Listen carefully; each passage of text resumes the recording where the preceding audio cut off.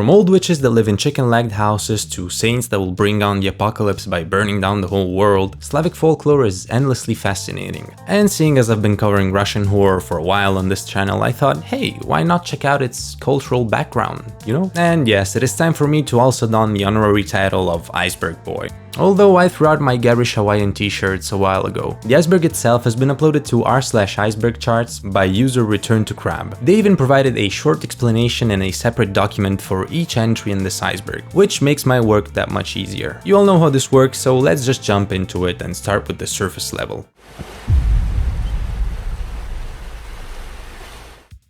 Baba Yaga. Of course, the first one has to be Baba Yaga, probably the most recognizable figure in Slavic folklore. Now, I always thought that she was an old witch that lives in a chicken-legged house in the forest, but apparently it's much deeper than that. You see, according to some sources, she might have been actually Matushka Yaginya at first. A young, beautiful and powerful sorceress that would go and seek out orphans to bring them to the forest, do some rituals to put them under the protection of the gods, and to ensure that they would have a nice life and a good family. But of course Christianity came and was like, you know, our witchcraft and miracles are cool. Yours is kinda, you know, it's black magic, dude. And so what was once a positive figure became suddenly this horrible old humbacked witch with a bone leg for some reason that actually eats orphans. Yeah. What I always found cool is that she doesn't actually fly on a broom. She flies inside of a mortar. Mortar. Well, she flies inside of a mortar.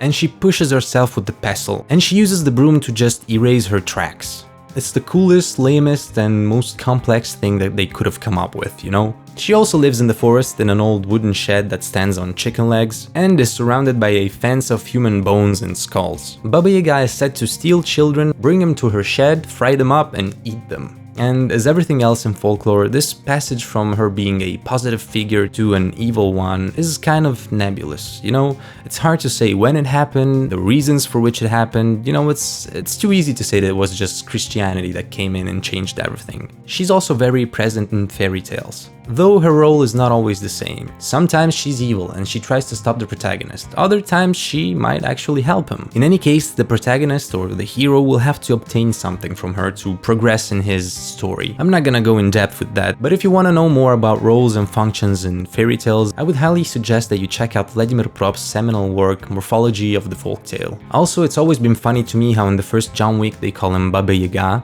and then translated as the boogeyman. It's not exactly the same thing, man, and comparing him to an old disabled witch is not really the most frightening thing you could do. Kощей Бессмертный.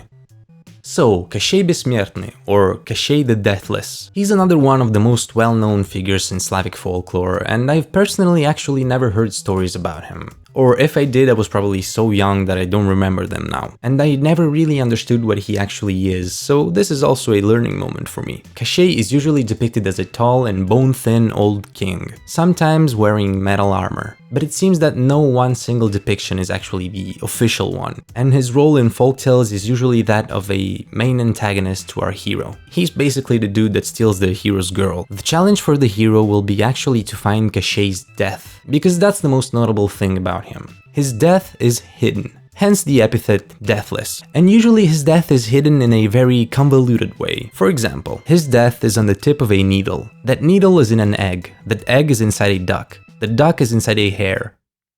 That hare is inside a chest, and the chest sits atop a tall oak tree, and Kощei guards that tree as if it was his own eye. Moreover, the tree itself could have been hidden on the island of Buyan. Slavic folklore could get a bit wacky, as you can see. He can also have other magic powers, most notably transfiguration, which gives him the ability to turn other people and stuff into animals or other things, or turn himself into an animal, usually a raven. Sometimes he's also depicted as an ally of Baba Yaga. Other times he is her enemy, but he is generally seen as her male counterpart. Три богатыря. Well, first of all, what is a Bogatyr? It's basically the Slavic archetypal hero. It's something akin to the errant knights of the medieval times. You know, stuff like the Carolingian and Arthurian cycles in Europe, for example. They're mainly big and good-hearted lads with superhuman strength, and they usually have to do stuff like save the princess, save the kingdom, or just generally go on a quest to defeat evil. You know, the typical stuff. So they are the main protagonists that you'll usually see going against people like Baba Yaga or Kощей Бессмертный. This particular entry refers to the three most famous Bogatyrs out there: Ilya Muromets, Alyosha Popovich, and Dobrynya Nikitich. Most of the classic folktales see them as protagonists. Pushkin's fairy tales. Alexander Sergeyevich Pushkin is pretty much Russia's Shakespeare. You know, he's the most important poet and writer in the whole tradition. And this entry seems to refer to the fact that at one point in his career, mainly between the 1820s and 1830s, Pushkin wrote a whole bunch of fairy tales, like The Tale of the Priest and His Workman Balda, or The Tale of Tsar Sultan, or The Tale of the Fisherman and the Fish, among many others. Grandpa Frost.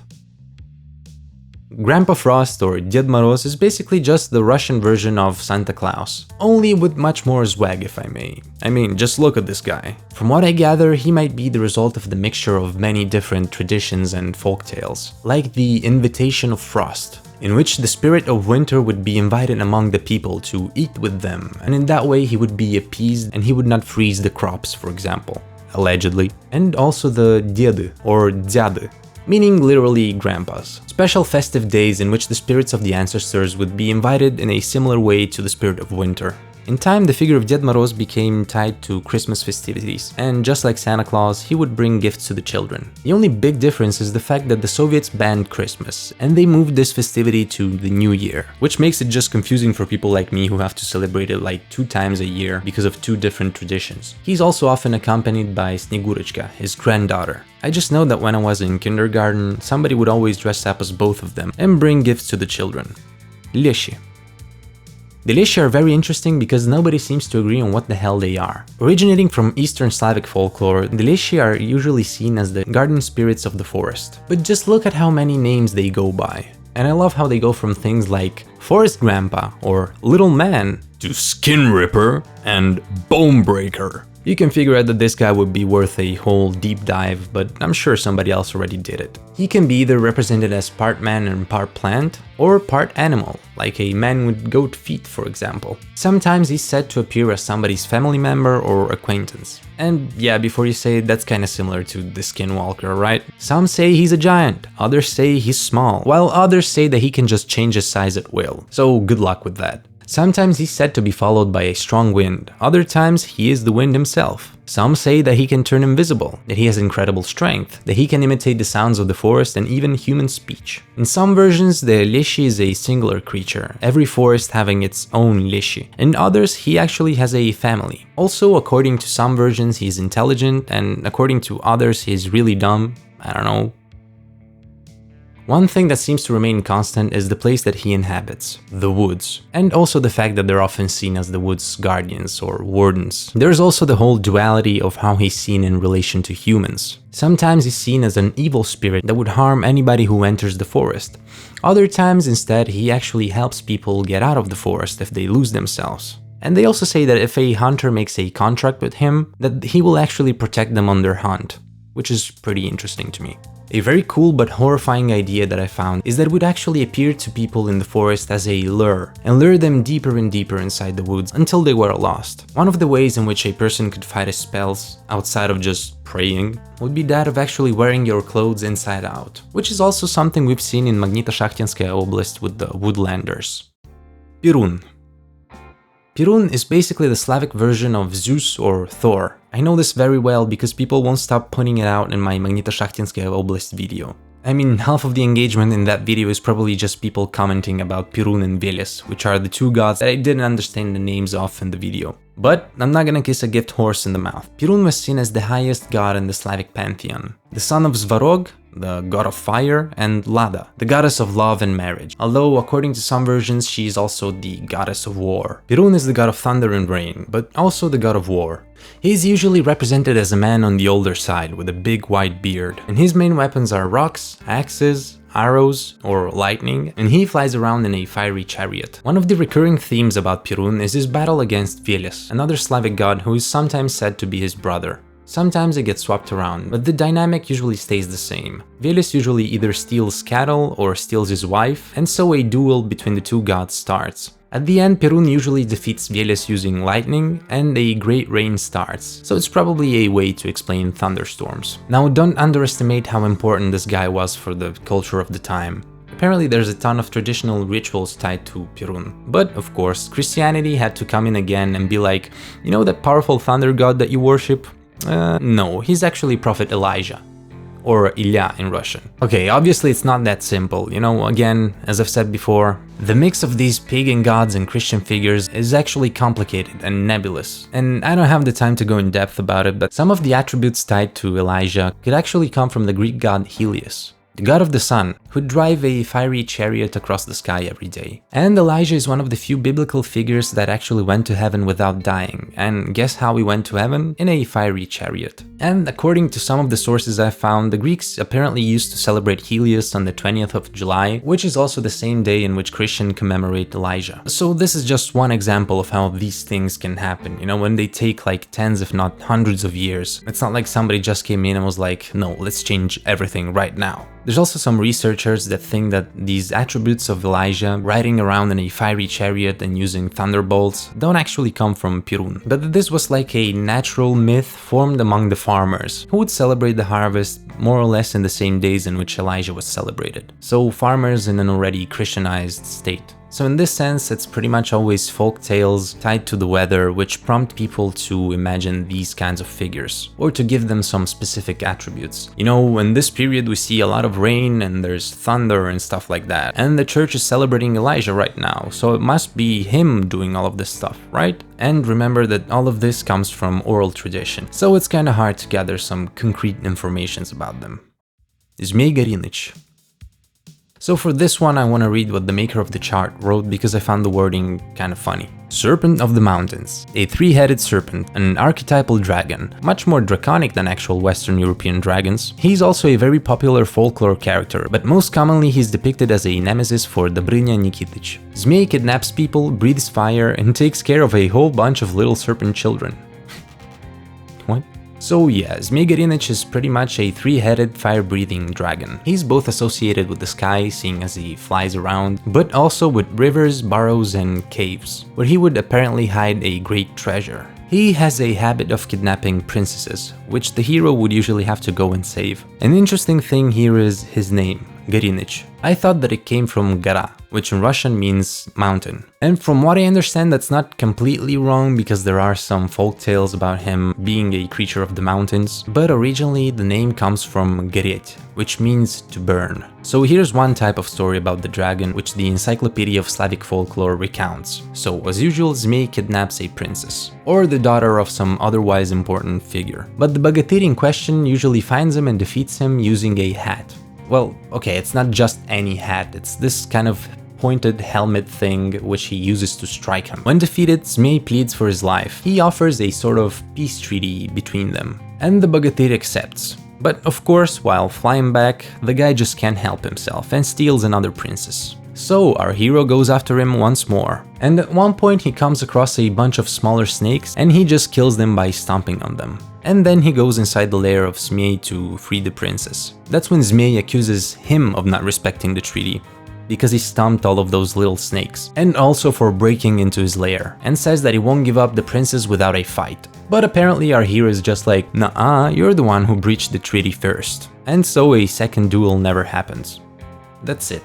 That's all that the encyclopedia tells us. I guess that the dragon was just like, damn, he's right, and just gave up at the end. I swear this is some Ice King level of tomfoolery. One last thing I want to mention about Gorynych is the fact that in some versions he actually convinces the princesses or like the female figure to do stuff against the male figures in their life. So he's kind of like in the background whispering stuff to them, you know, corrupting their minds, so to speak. Which is obviously an interesting connection to Eve in the Garden of Eden and the snake telling her to eat from the tree of knowledge. It's just always been fascinating to me how often this dynamic is present in so many different cultures. The reptilian creature convincing the woman to do something evil. So now we're moving to the second part of the iceberg. This stuff is still pretty famous, but it gets more specific.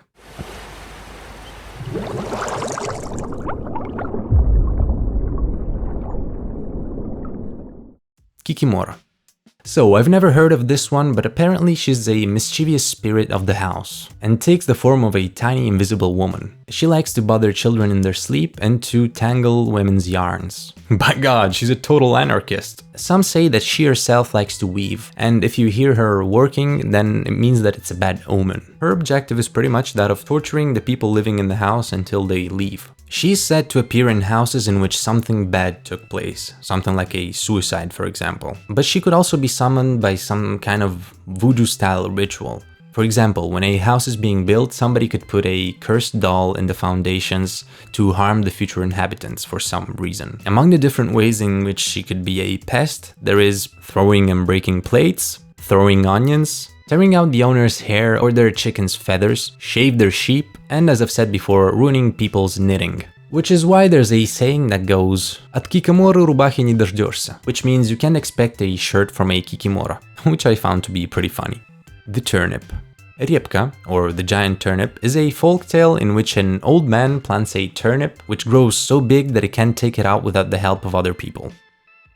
That's it. He basically has to call his wife and his granddaughter and his dog and his cat to help him pull, and at the end they just manage to pull out the turnip from the earth, so it's like, what's the point? Well, there is a point. You see, it's a children's story, and it's all built on this same construction of phrases, which sounds similar. It's all wordplay, pretty much. It goes like this. The cat pulls the dog pulls the girl pulls the grandmother pulls the grandfather pulls the turnip. And it's obviously lost in translation. But here's an example of how it actually sounds. Мышка за кошку, кошка за жучку, жучка за внучку, внучка за бабку, бабка за детку, детка за репку, тянут-потянут, вытащили репку. So yeah, just some fun wordplay. Primary Chronicles.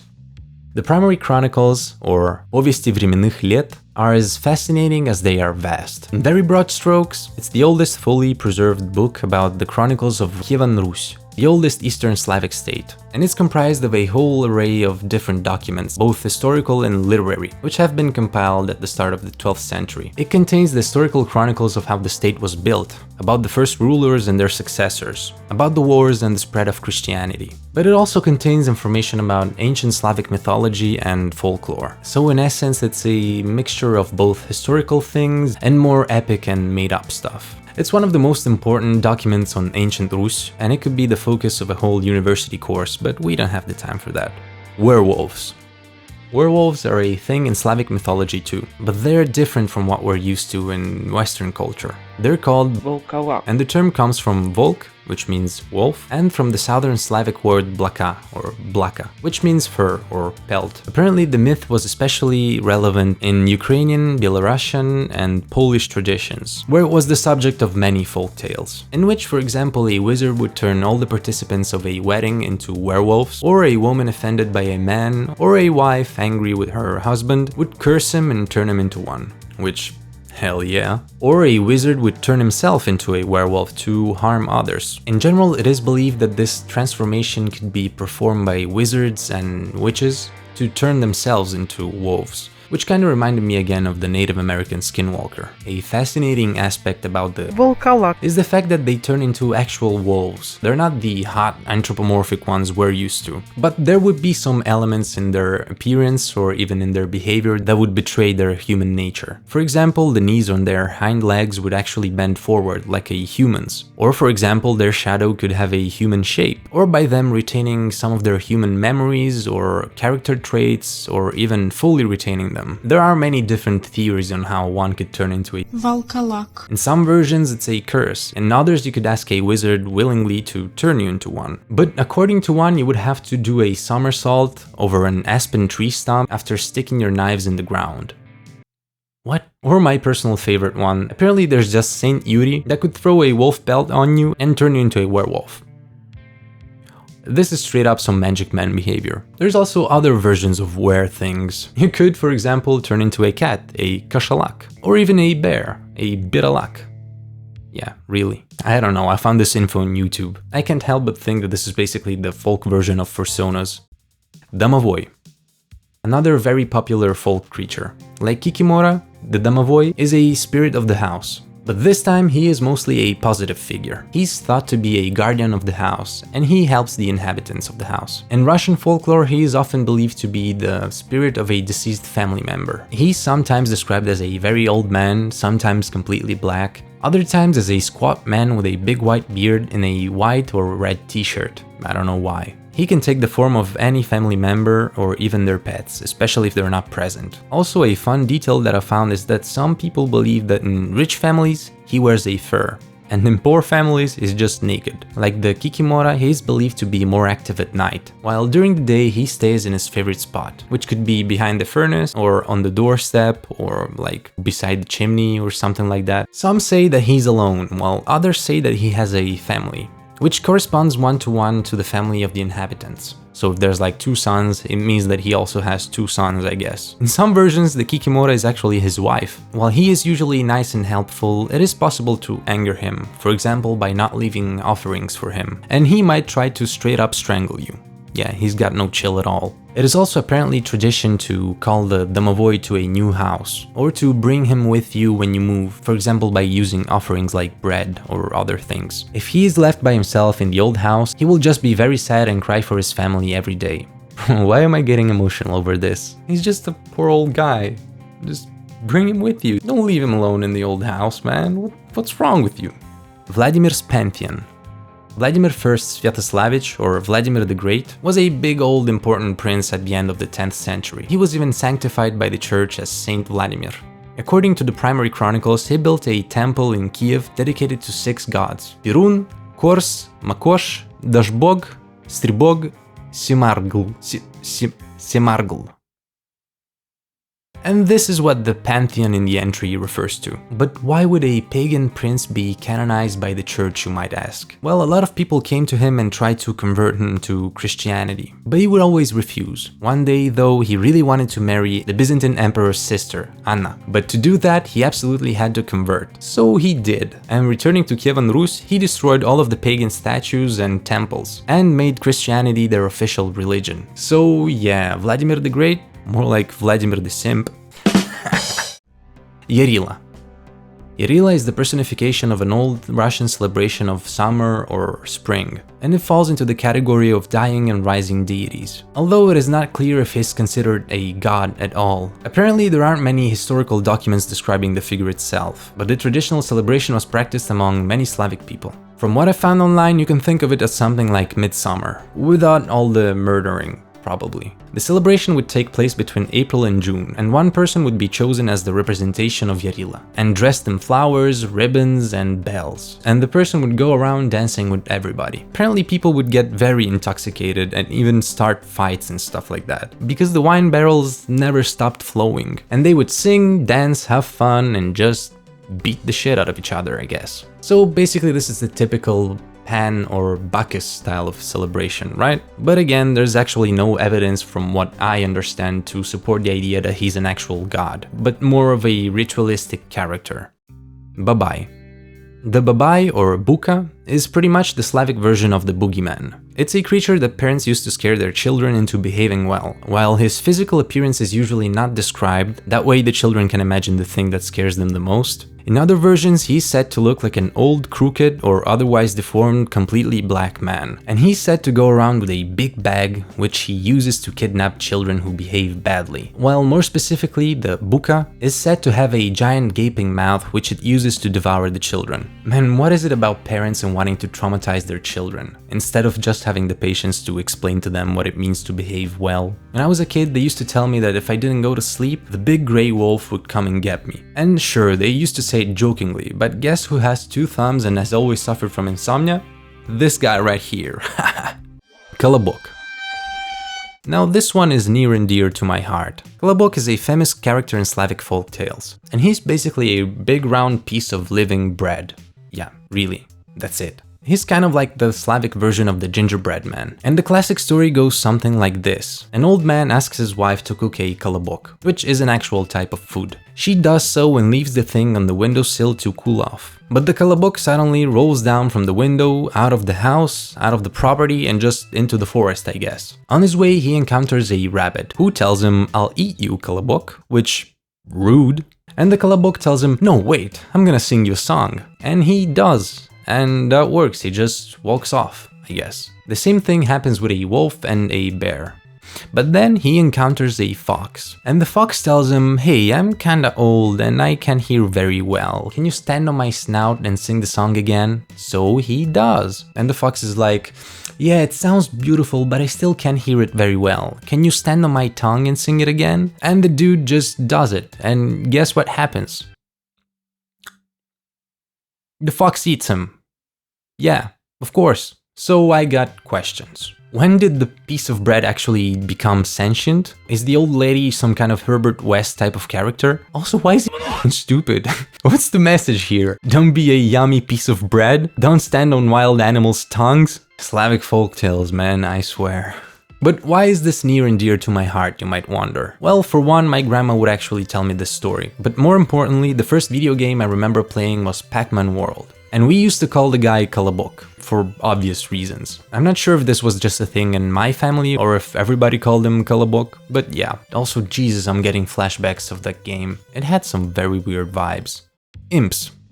For this one, I'm not really finding any specifically Slavic versions. It seems more like a general concept of little mischievous demons, or otherwise small evil creatures that would pester humans. The user who uploaded the chart, ReturnToCrab, actually says that they're fairly famous in Slavic folktales. But I'm guessing that the term imp is an umbrella term, and we'll probably find some specific examples down the line. The Tale of Igor's Campaign. The Tale of Igor's Campaign is an important piece of Ancient Rus literature, and it chronicles in epic form the tale of Prince Igor Sviatoslavich and his campaign against the Palavtyans. What's interesting is that the campaign was a failure, and the author of the book both praises Igor for his fight against Rus's and Christianity's enemies, but at the same time condemns him for his hubris, I guess. In general, it contains both historical informations and mythological ones, as is often the case with these types of epic medieval poems. Talking animals. This one is pretty self-explanatory. Many Russian folk and fairy tales contain talking animals, just like Western ones. In particular, the most recurring animals are animals of the forest, like foxes, wolves, hares, bears, or farm animals like sheep, goats, dogs, cats, horses, I guess. Magical bride stories. Now, this is more of a tale format from what I understand. It refers to many tales in Slavic folklore in which a woman with magic powers, or a woman that has been cursed or transformed, either manages to save herself from some bad situation by using her powers or her cunning, or she has to be saved by a hero. At least that's what I assume it refers to. Nightingale the Robber. Nightingale the Robber is a classic character in Slavic folklore and folktales, and he is usually depicted as an antagonist of Ilya Muromets. He's said to be a sort of human-bird hybrid who whistles really powerfully. Like, this guy can whistle so hard that he can actually kill people and uproot trees. But Bogatyr Ilya, fortunately, is so strong that he can resist his incredible whistling, and shoots the birdman down with arrows.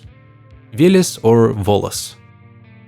Now, here we go once more. The other ancient Slavic deity that everybody keeps commenting on the Magnitoshakhtinsk video. In ancient tradition, he is the god of cattle, although this has been challenged by some researchers. He is also seen as god of the arts and of wealth, but sometimes regarded as a dark god, tied to the underworld. He is also called a shape-shifting god, appearing at times as a mix of animal and human features. According to one of the ancient stories, there was a time where humans were in total darkness for hundreds of years, and they had lost all of their cattle, so Veles brings them the fire, which they use to find the cattle, and this in turn makes the other gods very angry at him, which of course is similar to the classic story of Prometheus. Veles is often depicted in conflict with Perun. Some say that it's because he is in love with Perun's wife, and in general, if you read more about it, it seems like their relationship or their dynamic is more that of a brotherly competition, but it's not unlike those of Thor and Loki or Zeus and basically every one of his brothers.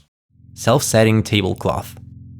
The self-setting tablecloth, or skatyrt samobranka, is a magical item found both in Slavic fairy tales but also apparently in French and German ones. It is a tablecloth, as the name suggests, on which food and drink appear every time the owner unrolls it. There is this idea in Slavic folklore for which the world of the dead has never-ending food, and if you bring that food to the world of the living, it stays never-ending, which is where Vladimir Prop says that the self-setting tablecloth comes from. Fern Flower. The fern flower, or paparotnik, is a mythological flower said to blossom only on the night of Ivan Kupala, a major folk holiday. In some versions, it is said that on that specific night, a person can go out in the forest and look for the flower. They will have to wait until it blossoms at midnight, and in the meanwhile, evil spirits will appear and try to scare off the person. When the flower finally blooms, the person has to take it, cut their palm, and keep the flower in there. While they're going back out of the forest, the spirits will try to steal it from them. In other versions, the person wanders deep into the woods by mistake, looking for lost horses, for example. While there, the flower falls by accident into their shoe, or their boot, or their sock. And the flower opens the person's mind to the secrets of the world, such as the language of plants, or the location of hidden treasures, or the horses that they lost. Vladimir the Red Sun. So apparently Vladimir the Red Sun is a famous character in the old Slavic epics, based on the actual historical Vladimir Sviatoslavich, who we've already talked about. He's Vladimir the Great. Usually he is the ruler who sends the Bogatyrs on their missions. What interests me here is why do they call him the Red Sun? And honestly, it's pretty hard to find an answer, nobody seems to know. Some say that he's called that out of the respect that the people at the time had for him, which... what kind of explanation is that? Others say that he would wake up in the morning before the sunrise to pray. But again, that's also kinda weak. So we might never know. If you have a theory, please tell me. And so we come to the end of the second layer of the iceberg. The video has already gone on for long enough, and this has been traumatic for me. This whole new setup and me filming myself. Like, the video will probably be, I don't know, 30 minutes long at most. And I've been recording for about, let me see, an hour and a half, pretty much. Yeah. Also, I don't know if you actually like this format, so please let me know in the comments. And if you do, we'll go deeper down the iceberg together, and I'll transform this into a little series. Also, some of you might know that I joked about the iceberg format in the past, because I feel that they're usually too shallow and often feel like a cop-out. And of course, mine is also quite shallow in its analysis of the entries. But what I've realized is that if you want to get through it at a decent pace, you have to cut a lot of stuff out. I just hope that this serves as a sort of entry point into the world of Slavic mythology, because it's very interesting. And I hope it came out at least decent. Please let me know. With that said, thank you as always for the continuous support of the channel. It's been amazing, truly. And see you, Space Kolobok.